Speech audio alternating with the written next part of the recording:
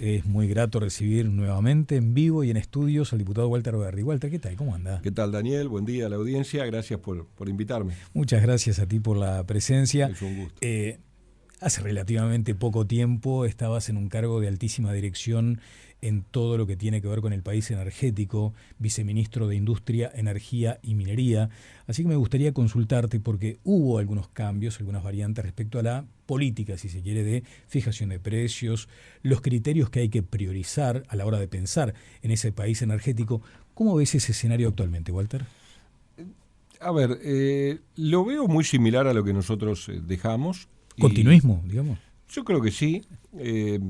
Fue más una tormenta que pretendió generar la ministra de Industria con el tema de la nueva fijación de precios de combustible, que después terminó en un anuncio junto al ministro de Economía que no varió demasiado lo que teníamos. Es decir, sigue respetando el PPI, en lugar de hacer los aumentos o las rebajas de los combustibles, los ajustes, digamos así, todos los meses como lo hacíamos nosotros, lo va a hacer cada 2 meses, cosa que estaba contemplado en la norma vigente que fue aprobada por la LUC.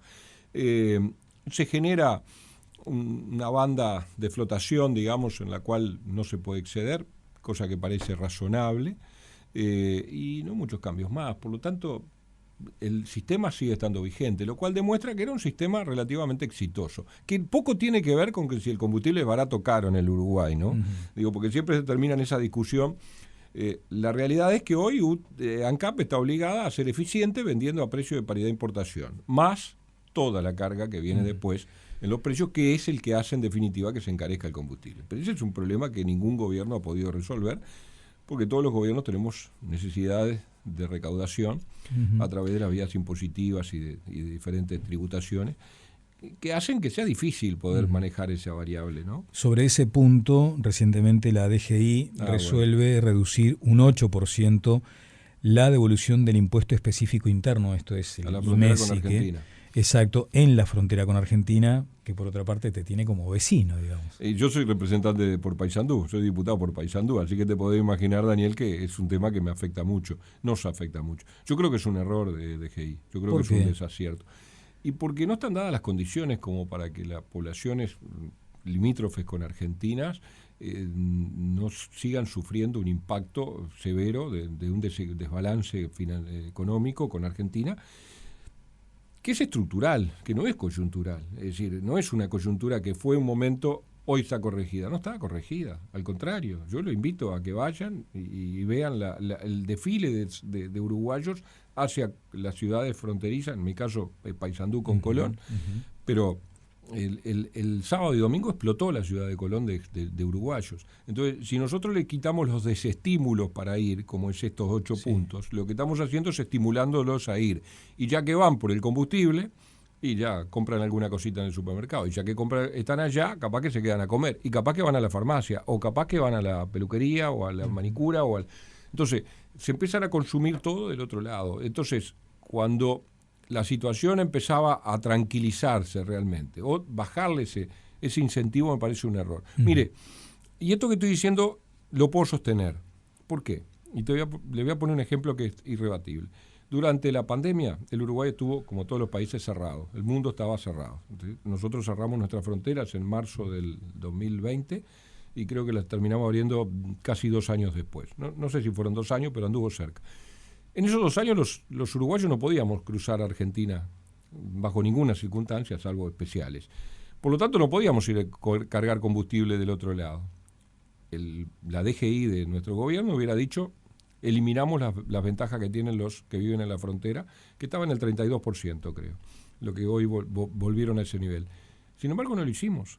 Y estuvimos durante 2 años haciendo un renunciamiento fiscal por algo que no ocurría del otro lado, es decir, no había precios con los cuales equiparar. ¿Y por qué lo hicimos? Porque los impactos que tienen las economías de esas ciudades solamente se recuperan en largo plazo. Es decir, son muy rápidos en sus efectos negativos, pero son muy lentos en su recuperación. Entonces, usted me dice, hoy Argentina no está tan dispar. No está tan dispar, pero tampoco quiere decir que no esté. Los otros días estaba en una radio en Paysandú y un oyente me dice, no a mí, al periodista, le dice, la diferencia de precios sigue existiendo. El kilo de arroz en Argentina cuesta 22 pesos y en Uruguay 40 y algo. Entonces yo digo, lo pongo como ejemplo porque digo, como eso hay una infinidad de productos de la canasta familiar que siguen sirviendo del otro lado. Y si encima le agrega el combustible... Simplemente para darle un poco más de contexto, la medida entra en vigencia pasando del 40 al 32%. Exacto. Esto reduce en algo más de 6 pesos por litro de nafta la devolución que se hace a quienes están allí en ese radio de unos 20 kilómetros.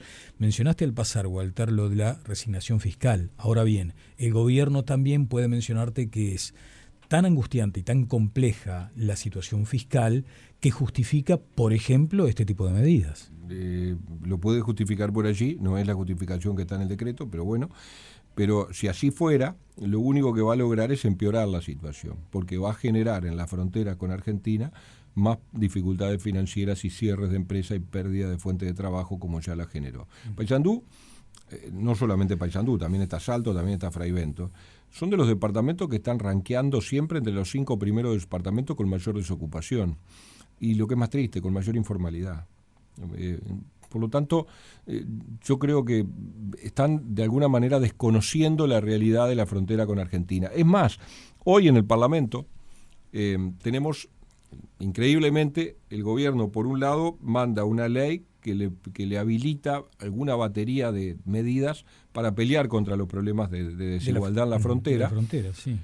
Y sin embargo, 2 días antes de que se apruebe esa ley, que va a ser, hoy se le va a dar media sanción en diputados, la vamos a votar, es un buen proyecto, pero es contradictorio. Con ese proyecto que tiene una mirada buena sobre la situación, de poner herramientas a disposición del gobierno que comiencen a resolver el tema, es contradictorio con esta otra medida que lo único que hace es quitar estímulos. No es compensatorio, digamos, porque las medidas focalizadas en la frontera tienen ese cometido de resignación fiscal para estimular a algunos sectores comerciales. Digo, tampoco valdría el argumento ese del apremio financiero del Estado, porque por otro lado está pidiendo herramientas para abatir recaudación en beneficio de...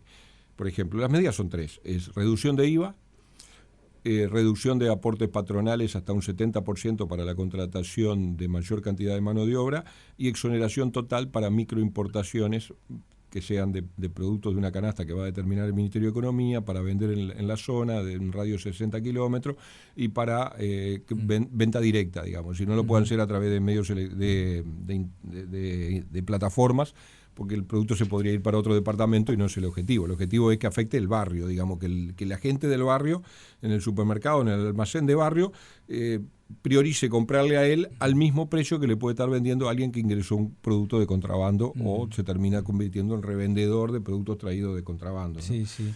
En definitiva, esa es la medida. Las medidas son buenas. Las medidas son buenas. Esto se suma a la batería a las otras 2 medidas que tiene el Poder Ejecutivo. Una de ellas es la de la rebaja del IMESI. Entonces hoy vamos a estar planteándole al Poder Ejecutivo que revea esta situación, porque, repito, es contradictorio con el mismo proyecto que ellos mismos están mandando. Y lo otro que le vamos a estar planteando es, bueno, darle certezas legal a esta herramienta y que el radio sea hasta 60 kilómetros. Porque también ahí hay una contradicción. Por un lado mandan un proyecto de ley donde dice que la microimportación puede tener incidencia en un radio de 60 kilómetros y en cambio el combustible no. ¿Por qué? ¿Cuál es la diferencia? Cuando el ancla para cruzar es el combustible. Es decir, si hay una razón por la cual la gente va, es por lo que ahorra en combustible, fundamentalmente. Este va a ser el planteo hoy en la Cámara. Lo vamos a hacer en la tarde. Sí. Cuando nos toque hacer uso de la palabra vamos a plantear estas dos temas. Subo el peldaño entonces y me voy más a la política en términos generales, porque no sé si ya la oposición se ha acostumbrado a ese rol, a ese papel, en una situación o en un tablero donde no hay mayorías. Acabas de mencionar el respaldo a un proyecto que te parece bueno del gobierno. Sí, claro. ¿Cuál debería ser la lógica de aquí en adelante? Donde cero, imaginemos, creo que establecí la otra vez un juego similar, ¿no? Contigo, por el tema de la planta allá de hidrógeno. Donde cero es ni un vaso de agua al gobierno y 10 decirle a todo que sí. ¿Dónde instalás en esa escala? Ni 0 ni 10. La escala puede estar en el 10 o puede estar en el 0 en función de que le sirva al país. No nos mueve a los colorados y capaz que no sabemos ser oposición. El Frente Amplio fue así, ni un vaso de agua al gobierno, todo era negativo, todo era malo. yo pongo como ejemplo la ley de reforma de la caja profesional, muy polémica por cierto, y de difícil solución. Cuando el gobierno de Lacalle la mandó, el Frente Amplio no la votó. Y después terminó mandando un proyecto aún peor que el que habíamos remitido en aquel momento. Pero eso no es todo. El régimen de transición, ¿tá?, que establece el régimen de seguridad social, la Ley General de Seguridad Social, que aprobamos con los votos de la coalición, sin los votos del Frente Amplio, lo aplican para la caja de profesionales, aún en forma mucho peor, mucho más fuerte, es decir, con mucho más perjudicial para los afiliados de la caja profesional. Entonces, por un lado, bombardearon ese proyecto de ley y cuando llegan al gobierno lo utilizan para dar un salvataje a otra caja. Entonces, digo, ese tipo de contradicciones yo no las entiendo ni aún estando en la oposición. Creo que uno tiene que ser una oposición responsable. Si las cosas están bien, como este proyecto de ley, votémoslo, y cuando están mal no la vamos a votar. La ley de caja profesional, que lo puse como ejemplo, viene a eso. Sí, ellos no la votaron, nosotros sí la votamos. Entonces, es una cuestión de tal vez... Caso a caso, entonces. Y yo creo que sí, que va a ser caso a caso. Veremos cómo vienen con el presupuesto. Hasta ahora no sabemos demasiado cosa. Walter, mencionaste lo de la caja, que significó diferencias internas importantes en el Partido Colorado también.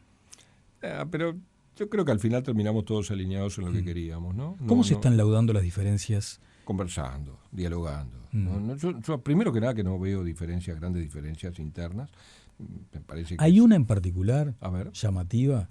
Estuve hablando con el secretario general del Partido Colorado hace unos días y él no entendía esa decisión de convocar a un sistema multipartidario de coordinación, porque considera Ojeda, en su condición de secretario general, de que los ámbitos multipartidarios de discusión y de debate ya están establecidos y que en realidad, en todo caso, alguna modificación de esa naturaleza debería pasar por las estructuras partidarias.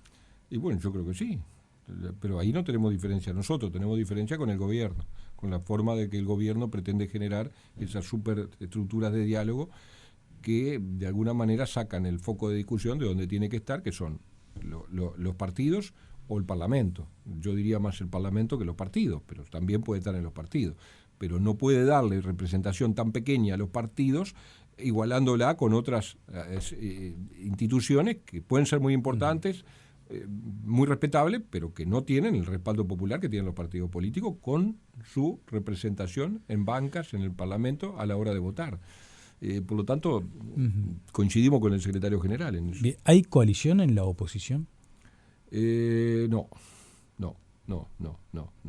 Hay temas en los cuales coincidimos y hay temas en los cuales claramente hay un partido que se ha despegado, desprendido del resto. No hay. Y tampoco hay una coordinación de coalición. ¿Debería? Y bueno, yo creo que sería deseable. Si queremos por lo menos volver a gobernar, creo que tenemos que marcar un rumbo de decir, bueno, somos capaces de ponernos de acuerdo también cuando no estamos gobernando en aquellos temas en los cuales debemos decidir nuestro voto en un gobierno que no tiene mayoría en una de las cámaras. Entonces, me parece que sí, que deberíamos tener alguna coordinación mínima, pero hoy no existe eso. Hoy no hay coalición en la oposición. En términos políticos, ¿cómo se valora la actitud de Cabildo Abierto? Y bueno, no es fácil evaluarla, ¿no? Yo creo que desde mi punto de vista, esto lo voy a decir personalmente, está equivocado. Creo que lo ideal es tratar de coordinar con los demás partidos de la oposición una posición común y no cortarse solo, otorgándole además los votos que necesita el Frente Amplio para sacar las leyes. ¿Está instalado como socio del gobierno hoy? No, yo no lo diría tanto. Yo creo que sí está en una posición de que el Frente Amplio sabe que allí puede conseguir los votos que no logra conseguir en los otros partidos. Creo que está... A ver, yo si estuviera en lugar del Frente Amplio, me parece que sería más fácil negociar con Cabildo Abierto que negociar con el resto de los partidos. Esa es la sensación que han dejado hasta ahora. Pero no creo que se hayan instalado como socios del gobierno. Me parece que no ha sido esa por lo menos generalmente no ha sido esa la actitud. No sé si no puede pasar. Por lo menos todavía creo que no. Estamos hablando con el diputado Walter Berry del Partido Colorado. Walter, hay un conjunto de iniciativas que lo vas a plantear a nivel parlamentario. Una de ellas en particular tiene que ver con esta coyuntura de las estafas y has mencionado, por ejemplo, el avance de fraudes, de estafas virtuales, otras no tan virtuales. Lo cierto es que pones el foco en la educación financiera. También está muy trillado ese concepto de la educación financiera. Todos hablamos ahora de la necesidad de contar con esa formación. Se dice que debería empezar en épocas liceales. Te dicen estudiantes de economía que nunca escucharon hablar de educación financiera durante su tránsito por la facultad. Pero ¿dónde se le da en el clavo y no en la herradura? Y bueno, yo creo que en la medida que esto se pueda ir incorporando y haciendo un programa por profesionales competentes y además dentro del área de cada una de los subsistemas, yo creo que podemos ir avanzando hacia generar ciudadanos mejor preparados para evitar este tipo de estafas. Es decir, yo pongo como ejemplo, cuando yo fui a la escuela, ya tengo 60 y algo, 62, el concepto de cuidar el ambiente, el planeta, la contaminación, no existía. Cuando llegó mi hijo a los primeros pasos en los jardines de infante, la primera edad educativa, ya comenzó a recibir ese tipo de instrucción. Y ellos mismos se terminaron convirtiendo en incidentes sobre nuestras decisiones del ambiente. No tirar un papel a la calle, los plásticos, no contaminar tanto, no consumir tantas bolsas. Igual que el cuidado de los animales, el bienestar animal. Son conceptos que se fueron arraigando en la currícula educativa. Yo creo que con esto de la educación financiera deberíamos tener el mismo cuidado. ¿Por qué? Y bueno, porque cada vez a través de los medios electrónicos, las redes sociales, hoy somos cada vez más posibles víctimas de un estafador.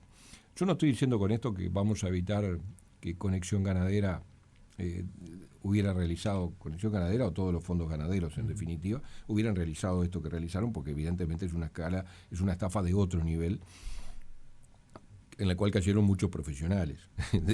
Gente muy informada. Y por eso, y gente muy informada. Entonces, yo no digo que vamos a evitar eso, pero sí podemos evitar a la microestafa, a la pequeña estafa, los estafadores esos que están a la orden del día tratando de captar algún incauto, y que es un delito que crece todos los días. Si miramos las cifras del Ministerio del Interior última, asusta realmente el crecimiento de las estafas. Todos tenemos a alguien en la familia que si no fue estafado estuvo a punto de ser estafado. Entonces creo que preparar mejores ciudadanos para evitar ese tipo de cosas no es una tarea menor, y estaríamos por lo menos preparándolos para decirle, mire, esto es por acá, no caigan en esto, y dándole formación desde pequeño, de niños en la escuela, adolescentes en la educación, independientemente de la carrera que quieran elegir después, ¿no? Un asunto así no debería encontrar fisuras en el sistema político, ¿no? Yo creo que no. ¿Ya has dialogado, has hablado con los otros sectores? Yo voy sectores? a hablar con el presidente de Codicen, le estoy pidiendo una entrevista, seguramente en las próximas semanas me junté con él, le voy a entregar los proyectos, son dos, el otro es de educación vial, que también es un tema trillado, que también tenemos un problema allí, diferente, pero problema al fin, con muertes, con secuelas, con gasto en salud, con familias destruidas, es decir, bueno, y estoy convencido que la única forma de evitar eso es educación, para tener conductores en nuestras calles, en nuestras rutas mejores preparados. Cerrando el tema de educación financiera, ¿entendés que es efectivamente allí donde debe instalarse el tema? En los primeros años de la secundaria, por ejemplo. Yo creo que todo lo que podamos formar a nuestros niños y jóvenes, que son los futuros ciudadanos, en esas materias, en cualquiera, no solamente en esa, en educación vial también, creo que vamos a estar avanzando en el país en la dirección correcta. ¿Conocés los detalles de la libreta por puntos? Conozco algunos detalles, sí, porque lo he leído, me genera algunas dudas. Por ejemplo, soy sincero. Y bueno, si el auto no lo va conduciendo una persona, es decir, si yo me multaba sin tener acceso físico, digamos, el inspector a multarme, y yo no era el que iba conduciendo, pero soy el dueño del auto, la multa recae sobre mí. Y para poder sacarla tengo que concurrir a una dependencia, yo qué sé, me parece un poco complejo. Creo que es un sistema bueno, que en el mundo ha demostrado funcionar, pero la instrumentación me parece todavía que no. Pero no es un tema en el cual estoy metido. No, desde luego. Sí tiene que ver con esto de la educación vial. De la educación vial, sí. Allí también, seguramente, más allá de la libreta por puntos, que además todavía necesita como aprobación. Creo que todos tenemos dudas, ¿no? Todos tenemos algunas dudas, pero vamos a ver cómo evoluciona. Hay otros aspectos vinculados a la educación vial que tiene que ver con lo que mencionabas, la necesidad de que de chiquitos ya tengamos nociones básicas. ¿Eso te va a generar reuniones también con la gente de la UNACEP? Sí, no lo tenía planteado la UNACEP, sí al CODICEN. No lo tenía planteado y te digo por qué. Porque escuché al presidente de la UNACEP hablar en la misma dirección. Que él cree que esto debería ser parte de la educación. Y bueno, tenés que llamarlo ahora. Entonces. Sí, claro. Me parece, pero creo que tampoco estamos descubriendo la pólvora, ¿no? Creo que es algo que cae por su propio peso. Es decir, tenemos problemas, tenemos una pandemia de accidentes de tránsito, cada vez son más las víctimas, cada vez son más las secuelas permanentes, familias destruidas por un accidente, por una maniobra imprudente. Yo qué sé, creo que tenemos que tener más cuidado. Y estando mejor formados, mejor capacitados, preparándolos para obtener esa licencia de conducir, con mejor información que la que le pueda dar un breve estudio, análisis, prueba que le hacen cuando sacamos la libreta de conducir, y creo que debería mejorar la situación de nuestro tránsito, que es realmente complicada. Sí, totalmente. Y todos somos responsables, porque en el fondo todos caemos en esa vorágine de... Totalmente. Mira, un oyente me pregunta si habría que revisar otra vez el tema del alcohol cero, que ahora rige. No, yo creo que no. Yo creo que no. Yo de mi parte creo que es una medida muy buena. Que viene del gobierno anterior, del gobierno del Frente Amplio, ¿sí? Y que nosotros no revisamos en nuestro gobierno y creo que tampoco hoy debería ser revisado. Es como el tema del cigarrillo. Yo creo que hay políticas que son exitosas y hay que dejarlas. El tema del alcohol cero pasa porque uno nunca sabe cuándo es el límite mínimo que sí puede tomar si tuviera una tolerancia. ¿Cuánto es? Si una copa, 2 copas, bueno, pero si tomé una, me tomo otra. Y aparte ya me tomé una, capaz que esa copa que me tomé me influencia mi cerebro para tomar la otra. Y ya me pasé del límite. Entonces es muy complejo. Yo creo que cuando hay que poner un límite, el cero en este caso del alcohol es el mejor de todos. Desde ya. Lo que pasa es que también algunos críticos indican que no se trata simplemente del alcohol, que hay estupefacientes asociados, sustancias. Debería ser para todo cero. Para todo cero. Yo creo que sí. Porque si afecta a nuestro sistema cognitivo, creo que debemos pensar de que debe ser limitado también a cero, igual que el alcohol. No es el único el alcohol. Walter, vuelvo un poco sobre tu cargo como subsecretario de Industria, porque hay declaraciones recientes de la actual titular de Industria, Energía y Minería, Fernanda Cardona. Dice que las hojas de ruta, voy a leer textual porque es una nota de El Observador, las hojas de ruta que trazó el gobierno anterior le hicieron muy mal a la planificación estratégica del país.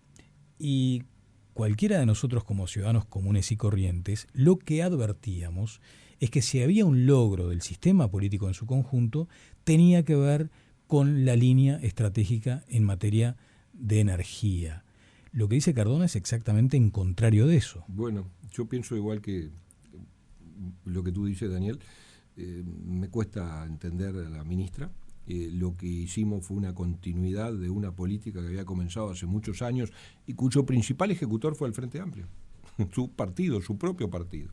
Esto comenzó en el gobierno del doctor Sanguinetti con la de monopolización de la generación de energía, el marco regulatorio energético del gobierno de Jorge Valle, y que de alguna manera comenzó a ejecutarlo el gobierno de José Mujica con ese acuerdo multipartidario de energía. Nosotros seguimos avanzando. Comenzamos la segunda transición energética. Comenzamos la hoja de ruta del hidrógeno verde, que no existía. No sé qué es lo que le molesta a la ministra. A mí creo que hay un tema ahí con los conceptos. A mí me preocupa la ministra de Industria. Ah, ¿por qué? Me preocupa porque mira mucho para atrás y se va a caer. Tiene que mirar más para adelante. Hasta ahora no nos ha dicho qué quiere hacer con el país en materia de energía. A UTE le hizo tomar una decisión para atrás y para adelante, que terminó siendo la misma cosa, es decir, le hizo hacer caer un contrato a una biomasera de Tacuarembó, en este caso. Biomasera es una generadora de energía a través de la quema de biomasa, y a los 15 días revocó la decisión y firmó el mismo contrato, nada más que en lugar de 12 años, 8 años. Por lo cual lo que está diciendo es, mire, estaba bien lo que hicieron, pero ¿saben qué? Que lo revisen en 8 años y no en 12. Bueno, le dejó un problema para el próximo gobierno, que casi al final del próximo gobierno va a tener que revisarlo.